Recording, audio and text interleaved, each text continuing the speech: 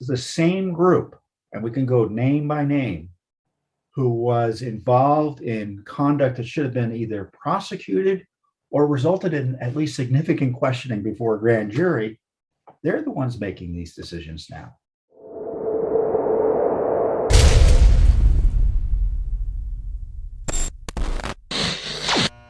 So first up is the Afghanistan debacle.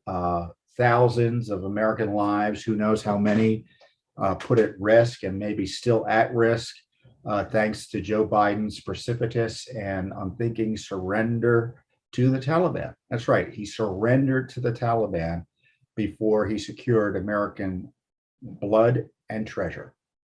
And we fled our embassy. We abandoned our key air base there. And the Taliban, which is a terrorist, extremist, Islamist organization, entity, now runs Afghanistan after 20 years of our trying to shore up and protect our national security interests there. This is the worst humiliation in American history. It's the worst humiliation in American history. It's worse than Pearl Harbor. It's worse than anything else I can think of. I think you'd have to go back to the War of 1812 when our capital was burned by the Brits to find anything similar in terms of abject humiliation for our nation. And given the correlation of forces in terms of the United States versus the Taliban, it's an utter humiliation. And our military are right now, again, being asked to do the impossible because of the failure of their leadership. Everyone says they're surprised by the collapse of the Afghanistan government, and for 20 years we've been wasting all this money. I mean, we've been monitoring that for decades here at Judicial Watch. This is no surprise to anyone. So I do blame Joe Biden in the instant case here for his decision to flee Afghanistan without securing American lives. I mean, they practically speaking, I don't even know if they would have been protected if there wasn't moral outrage here in the United States to force Biden to do something about it. And as I've been highlighting on social media, I'm not on Twitter, but I'm on Facebook and Instagram. This is the same gang that was involved in Benghazi. They have this corruption background. So it's no surprise that this group has given us this surrender and defeat in Afghanistan. Because no matter how you slice it, it's a defeat. And it didn't have to be this way. It's a specific decision by the Biden administration. And of course, what is the left media going to do? They're immediately pivoting to help their ally in the White House and to advance, again, their ideological agenda, which is to attack anyone who opposes enemies of the United States, who tries to protect the national security of the United States. So now the outrage is of the media is how dare anyone object to bringing refugees into the United States? How dare you? You know, that you're betraying this promise we made to Afghanis who helped us if we don't let them into the United States. Well, I don't remember making any promise that tens of thousands of Afghanis would come into the United States. Do you recall signing that promise? I don't. Is it a legally enforceable promise? They may say it's a moral promise, but is that the best way to handle a refugee crisis? No, it is not. The best way to handle refugee crises are to keep refugees as close to the territory from which they emerged as possible. It's obviously cheaper. You can help more people that way. So there's a moral urgency there. And it makes more sense in terms of our own national security.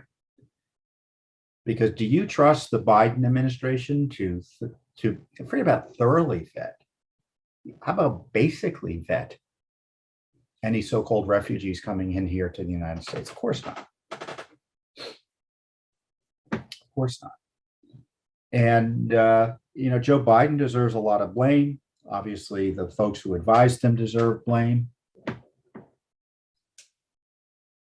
But we're in a situation now where I fear that we're not even stepping up, even given what happened, as Joe Biden crazily mentioned the other day in response to a question from George Stephanopoulos, who was a Democratic activist who was hired, employed by ABC News. When Stephanopoulos said, "Well, what about those videos of the plane? Those people dying trying to get out of Afghanistan on that C-17?" And he said, "Well, that was 4 or 5 days ago. It's 4 or 5 days ago." Before I go any further, I have serious concerns. I've said it once and I will say it again, and it's being evidenced more this week about the cognitive challenges that Joe Biden has. They're quite evident, and you can draw your own conclusions. I mean, many of you have had family members who have suffered from cognitive decline, age-related cognitive decline, either dementia or just getting slower as they get older, or Alzheimer's, or issues like that. And I just see evidence of that age-related cognitive decline in Joe Biden, and it's disturbing. I mean, does it mean he's out of it all the time? Of course not. But I think it does seriously impair his ability to do the job that we expect him to do as president of the United States. But getting back to my train of thought before I got off on that was that, okay, there were these terrible mistakes and frankly the maladministration of our national security state that led to here. But okay, well, that just happened, all right? We had this disaster. What are we doing to rectify it? Are people stepping up in a way that can reassure us that our interests will be protected, lives will be protected? And I'm not seeing that. I'm not seeing our Pentagon step up. I'm not seeing Joe Biden step up. I mean, Joe Biden is more concerned right now about, in many ways, attacking governors over mask mandates, or actually attacking governors for protecting children from mask mandates, which in my view are abusive. He's shown more anger at that, on that topic, than A, what the Taliban did, and B, the Keystone Cop planning that took place for the retreat of America from Afghanistan. Now, of course, I say retreat, but we haven't retreated yet. We're still at the airport.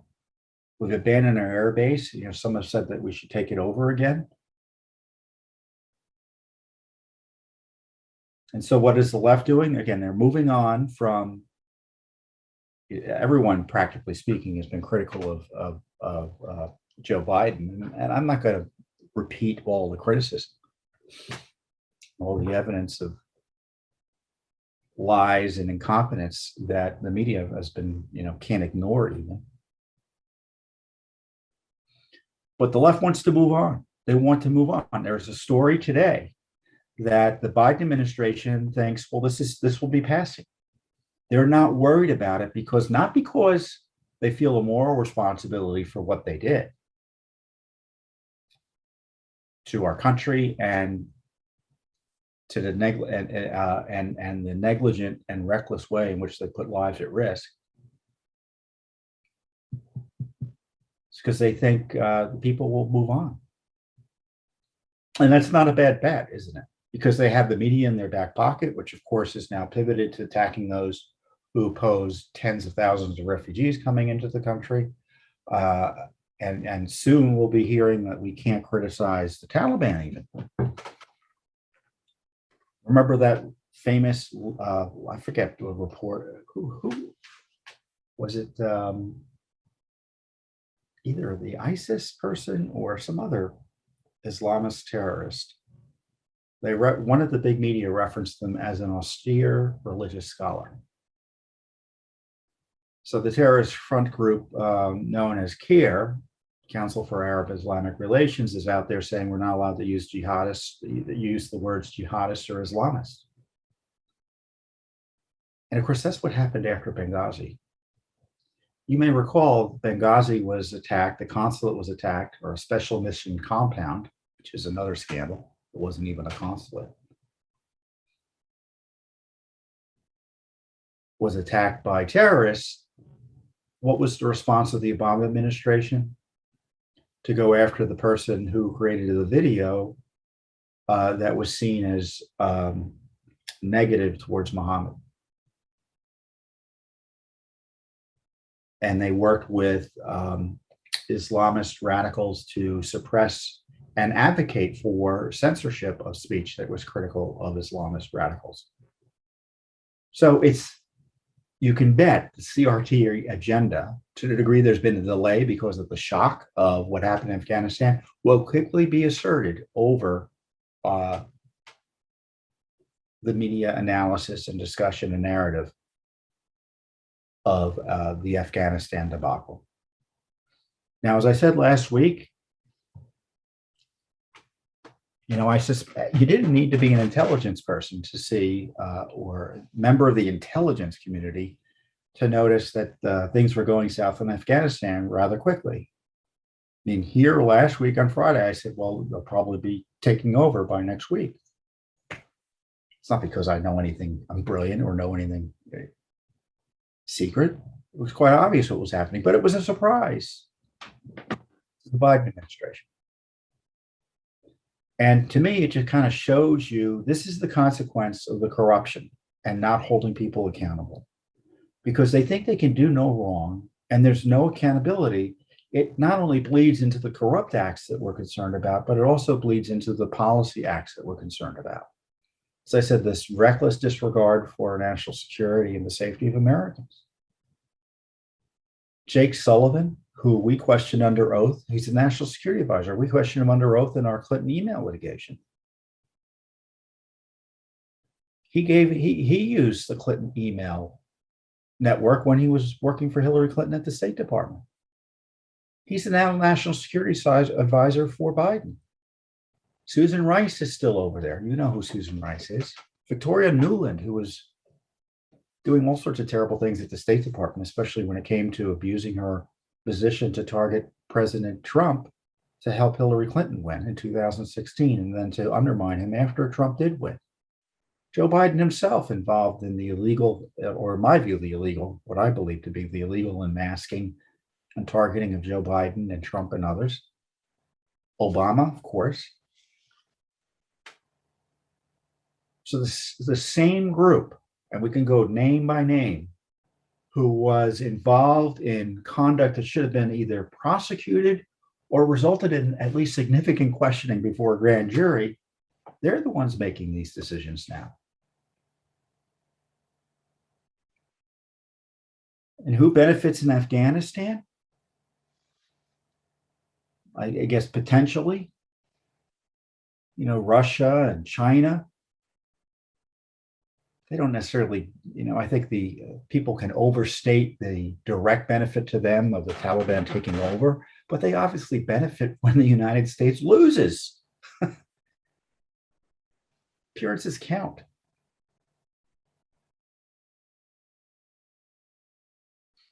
And someone had asked me, what do you think about, Biden, and what does the Chinese and Russians think of Biden? Well, they already know what to think about Biden because the evidence is he's in their back pocket through his son's illicit business activities that involve key Russian figures, Burisma, and the Chinese government.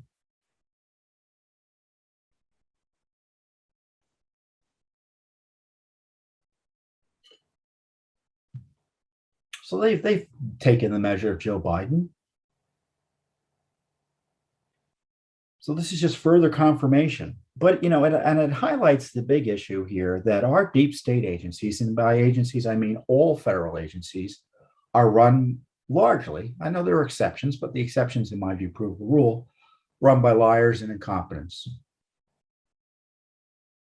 You see that time and time again. And I want you to, that we're supposed to believe them on the Russia lies, on the January 6th lies, their bungling of COVID.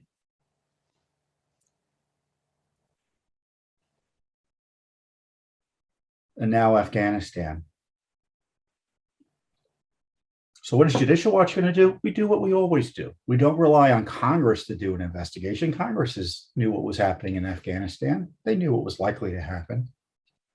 They weren't serious participants in the debate. I mean, billions and billions and billions of dollars have been wasted. Forget about the kind of the kind of general idea of waste of spending money in a country that we leave. I mean, I'm talking about the sort of basic waste, fraud, and abuse that an accountant will say, this is waste, fraud, and abuse. So there was a special inspector general for waste, fraud, and abuse in Afghanistan. He's documented billions and millions of dollars of wasteful money. We've been tracking it on our website at judicialwatch.org for years.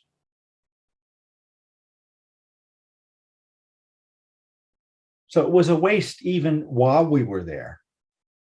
And of course, President Trump, he saw the waste and he said, let's get out of here.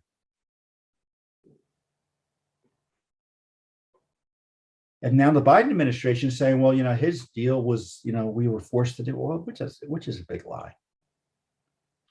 Because I personally don't think that President Trump would have, just simply given his business acumen, would have left stuff that we spent money on behind like Biden did, our weaponry. So I could go on and on about it, but what Judicial Watch is doing is what we do best. We are filing Freedom of Information Act requests on the issues that the media won't follow up on. I mean, just because you think this is the worst day in American history, technically it was August 15th or the 16th of the fall of the capital of Afghanistan. But that's a December 7th like day. And just because you think it's important, and it obviously is important, it doesn't think the media won't follow up on it the way you think. Certainly Congress won't. That's why you need Judicial Watch. Judicial Watch to the rescue again. And we're going to figure out, as best as we're able, under the law and under the processes available to us, to highlight what went on. So I've already told you the background about Afghanistan being, Bill Clinton was warned about bin Laden in Afghanistan 5 years before 9/11.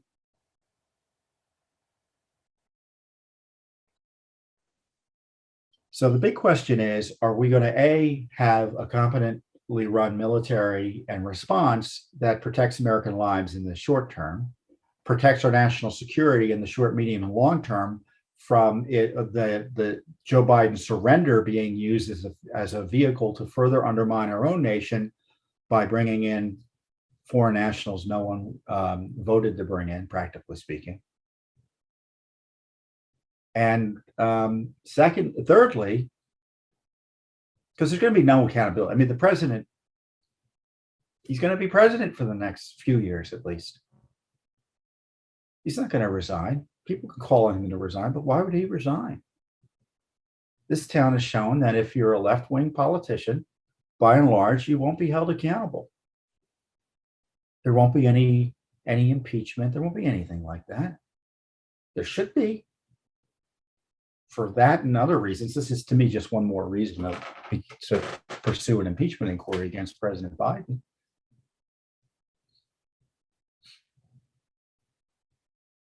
Our border remains out of control. And Congress is obsessed with spending us into oblivion with the help of many Republicans. So you can't rely on Congress, but you can rely on Judicial Watch. So we have to recognize what the immediate problems are, make sure, and as best as you're able as a citizen, that American lives are protected, and get the accountability that is required in these historic circumstances. So we're doing our best in that regard, and we're going to do what we can under the law. Thanks for tuning in. Be sure to subscribe to our YouTube channel to catch all the latest news from Judicial Watch.